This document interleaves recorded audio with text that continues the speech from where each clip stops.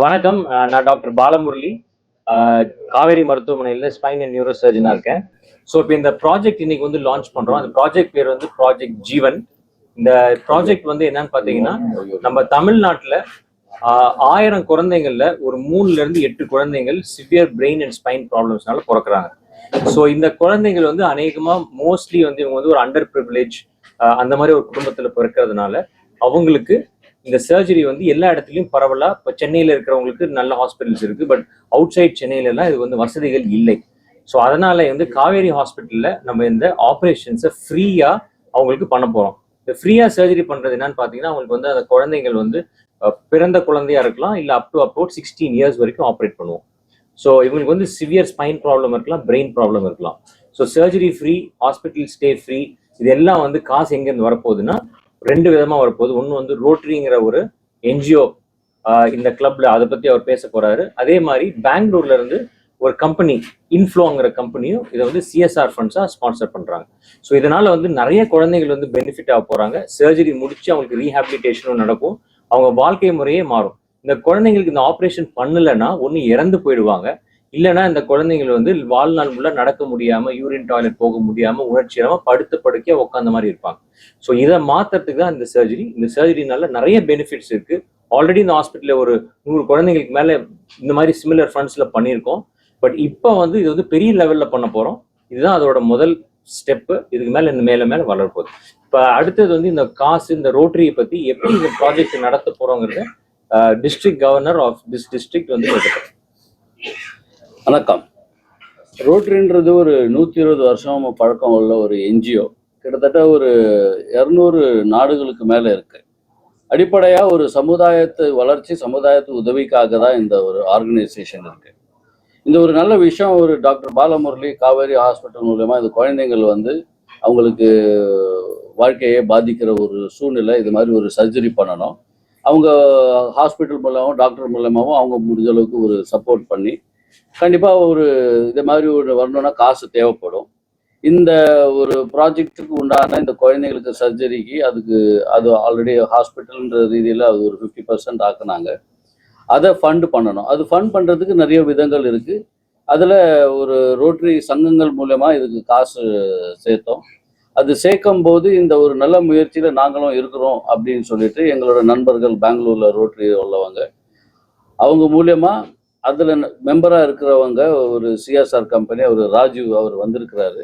அவர் தான் மெயினாக இந்த ப்ராஜெக்டுக்கு இந்த ஃபண்ட் பண்ணியிருக்கிறாரு. இது பெங்களூர்லேருந்து இதுக்காக வந்திருக்காரு. இன்னைக்கு வந்தது இல்லாமல் இல்லை வர வருடங்கள் எல்லாம் கூட எங்கெல்லாம் தேவைப்படுதோ ஒரு நல்ல உள்ளங்கள் படித்தவங்க வந்து இந்த சர்ஜரிக்கு நாங்கள் உதவி செய்கிறோன்னு சொல்லியிருக்காங்க. இந்த ப்ராஜெக்ட்டுங்கிறது வந்து ரொம்பவும் தேவைப்பட்ட ஒரு ப்ராஜெக்ட்னா அது வந்து ஜீவன் அப்படிங்கிற பேர் வச்சதே வந்து ரொம்பவும் இம்பார்ட்டண்ட்டான ஒரு ப்ராஜெக்ட்னால ரோட்டரி பண்றதுனாலையும் டாக்டர் பாலா பண்றதுனாலையும் காவேரியில நடக்கிறதுனாலையும் எங்களுக்கு வந்து இதுல இந்த இந்த டொனேஷன் பண்றதுல ரொம்பவும் மகிழ்ச்சி. ஏன்னா அது ஒரு சக்சஸ்ஃபுல் ப்ராஜெக்ட் ஆகும்னு எங்களுக்கு ரொம்ப நல்லா தெரியும். அதுக்காகவே நாங்கள் வந்து இந்த ப்ராஜெக்ட்ல இன்வால்வ் ஆயிருக்கோம்.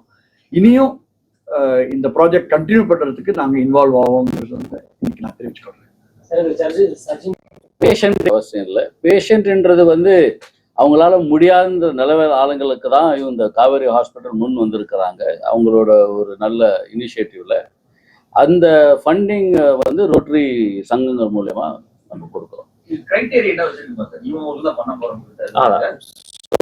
இந்த ஆபரேஷன் வந்து பாத்தீங்கன்னா பிறந்த குழந்தையில ஆஃபர் பண்ண போறோம். இதுல சில குழந்தைங்களுக்கு வந்து ரொம்ப சிவியர் காம்ப்ளிகேட்டட் ப்ராப்ளம் இருக்கலாம், சிலருக்கு வந்து ஒரு சாதாரண ப்ராப்ளம் இருக்கலாம்.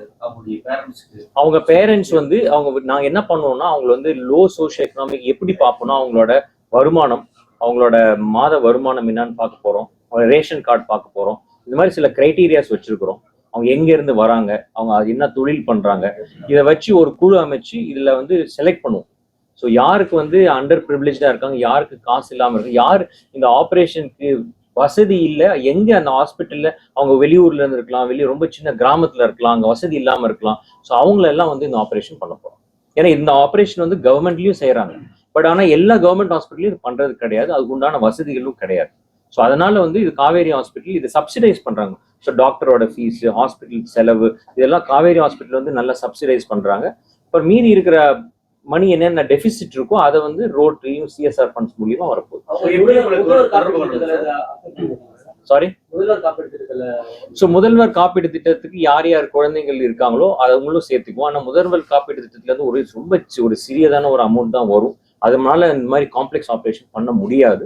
ஸோ அதனால இது வந்து ஆப்ரேஷனுக்கு வந்து நிறைய செலவு இருக்கு. ஸோ அதனால அந்த ஃபண்ட்ஸ் எக்ஸ்ட்ரா தேவைப்பட்டாதான் பண்ண முடியும். அவங்க எப்படி சார் தொடர்பு?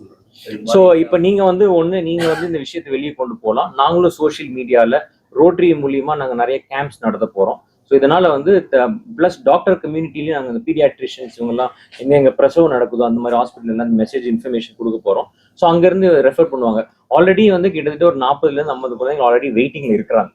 ஸோ ஏன்னா இதை நான் சொன்ன மாதிரி ஒரு பல வருஷமா பண்ணிட்டு இருக்கிறதுனால அப்பப்போ இந்த ஃபண்ட்ஸ் கிடைக்கிறதுனால நிறைய ஆல்ரெடி எங்க லிஸ்ட்ல இருக்கிறாங்க. ஸோ அவங்களெல்லாம் இப்போ அழைப்பு கொடுத்து நாங்கள் செய்ய போறோம். இதுல உங்களோட பங்கு ரொம்ப முக்கியம்.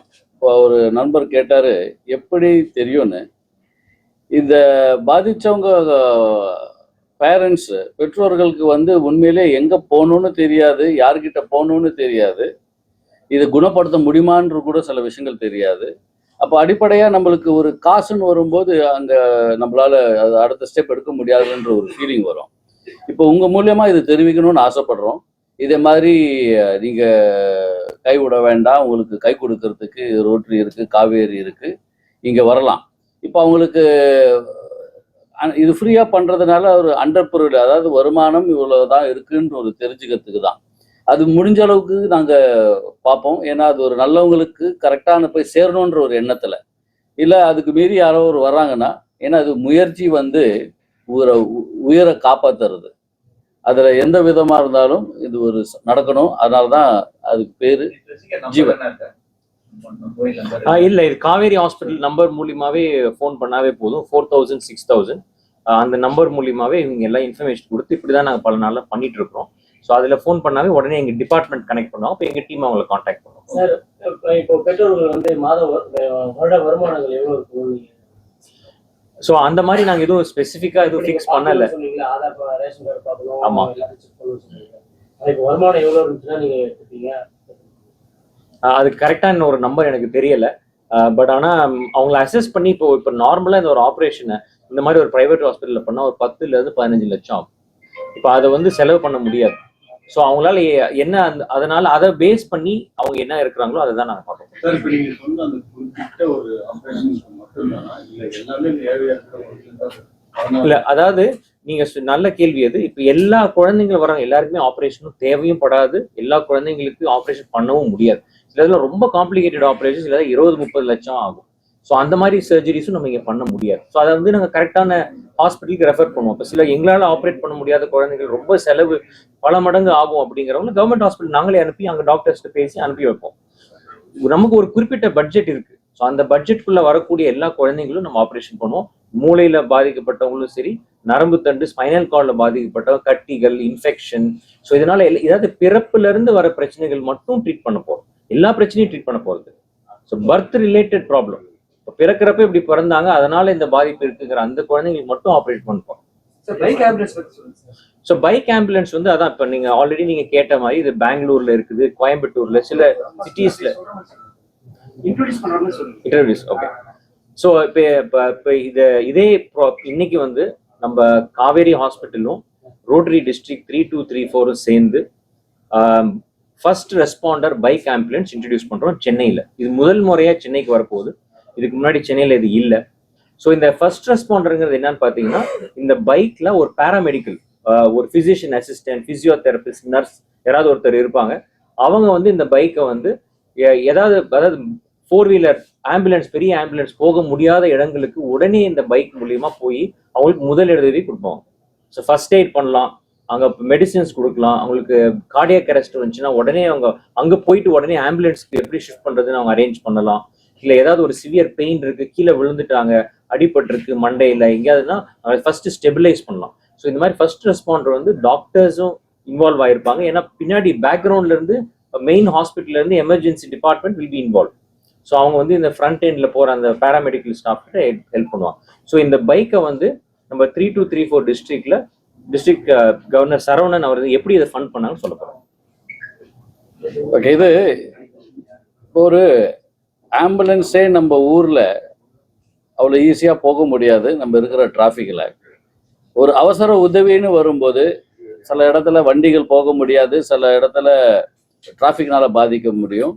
அந்த ஒரு குயிக்காக ஒரு இடத்துல ஒரு உடனடியாக ஒரு உயிருக்கு ஒரு ஃபர்ஸ்ட் எய்டு கொடுக்கணும், அதான் ஃபர்ஸ்ட் ரெஸ்பாண்டர்ன்ற போகிறதுக்காக இந்த ஒரு ஐடியா வந்தது. இப்போ இந்த ஐடியா வரும்போது இது ஒரு 2 வீலர்னா நம்ம கடையில் அப்படியே வாங்கிட முடியாது, அதை போய் கொஞ்சம் இதுக்காக கஸ்டமைஸ் பண்ணணும். இதுக்கு உண்டான ட்ரெயின்டு பீடியாட்ரிக் மெடிக்கல் ஸ்டாஃப் எல்லாம் இருப்பாங்க. அந்த கம்ப்ளீட் வேலை காவேரி ஹாஸ்பிட்டல் பண்ணுது. ரோட்டரி சங்கங்கள் வந்து இந்த 2 வீலரை ஃபண்ட் பண்ணுறோம். ஸோ இப்போதைக்கு ஒரு 10 2 வீலர் இது ட்ரை பண்ணி அது ரெஸ்பான்ஸுக்கு ஏற்ற மாதிரி கண்டிப்பாக எங்கெங்கே இதெல்லாம் தேவைப்படுதோ இது செய்வோம். ஏன்னா சில இடங்கள்ல ஊர்களில் இது ஆல்ரெடி இம்ப்ளிமெண்ட் ஆயிருக்கு. அது நல்லபடியாக நடக்குதுன்னு சொல்லும்போது நம்ம சென்னையிலும் ஏன் இருக்கக்கூடாதுன்ற எண்ணத்தில் இது ஆரம்பிக்கிறோம். இப்போ இந்த ஆம்புலன்ஸ் வந்து முக்கியமா பாத்தீங்கன்னா ஒரு சாதாரண ஒரு வெஹிக்கிள் ஒருத்தர் போறது கிடையாது. இந்த ஆம்புலன்ஸ் வந்து ஆக்சிஜன் சிலிண்டர் இருக்கும், சக்ஷன் இருக்கும், மருந்து இருக்கும், சிபிஆர் பண்ணக்கூடிய மிஷின்ஸ் இருக்கும், டிஃபிபிரிலேட்டர் இருக்கும். ஸோ இந்த மாதிரி எல்லா வசதி ஒரு ஆம்புலன்ஸ்ல இருக்கக்கூடிய வசதிகள்ல ஒரு 50% அதுல இருக்கும். ஸோ அந்த பேராமெடிக்கல் அந்த இடத்துக்கு போனோடனே அந்த எக்யூப்மெண்ட்ஸ் வச்சு அவங்க வந்து அந்த ஃபர்ஸ்ட் எய்ட் சர்வீஸ் உடனே கொடுக்க முடியும். ஸோ அதுதான் இந்த ஆம்புலன்ஸோட ஸ்பெஷாலிட்டி.